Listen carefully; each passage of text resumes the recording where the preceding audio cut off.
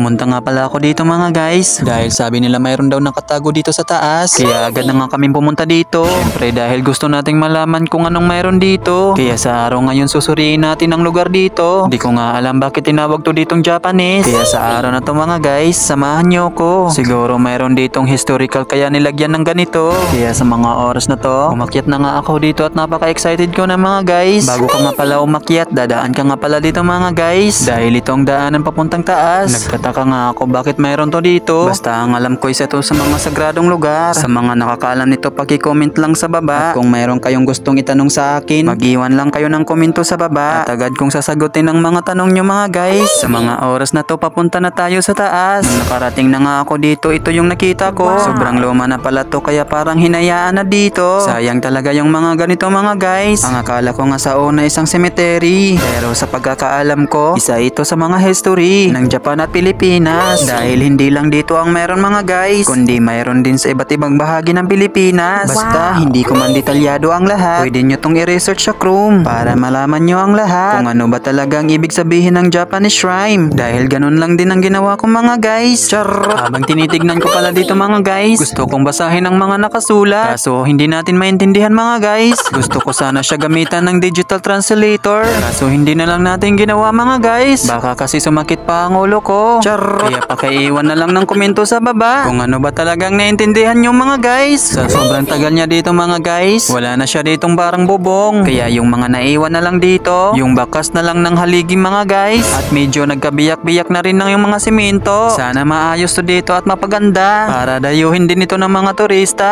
Akalain mo nga talaga dito parang libingan. Medyo nga nanginginig dito ang tuhod ko mga guys. Pero tuloy pa rin tayo dito. Kaya wag nyong kakalimutan mag-like, mag-share sa aking video mga guys para mas marami pa kayong mapanood dito. Hindi man gaano kaganda ang aking content, ang importante napapasaya ko kayong lahat at ma-inspire kayo sa mga nakikita nyo. Kaya sa mga oras na to mga guys, nag-iikot-ikot pa ako dito dahil nagbabaka sakaling may makita tayo ditong kayamanan. Dahil baka dito lang itinago ang Yamashita Treasure. Charot! Nang natapos na nga kami dito mga guys, agad na nga akong bumaba dito dahil naipakita ko na kung anong mayroon sa taas. Mabilis lang nga pala to puntahan dahil nasa gilid lang to ng kalsada. Dito nga pala to matatagpuan sa Kapuukan Liti. Kaya kung gusto nyong pumunta dito para mag-explore, mag-iwan lang ng bakas sa baba para maibigay ko ang buong detalye. Ayan, papunta na tayo dito sa baba mga guys. Sana nag-enjoy kayo sa panonood. I-follow nyo ako at mag-subscribe para mas updated tayo sa next video natin mga guys. Pagpasensyaan nyo na kung hindi maganda yung pagtatagalog ko dito mga guys. Waray po kasi talaga yung salita namin dito. Ayan, hanggang dito na lang ang ating video mga guys. Maraming salamat sa panonood. Bye bye!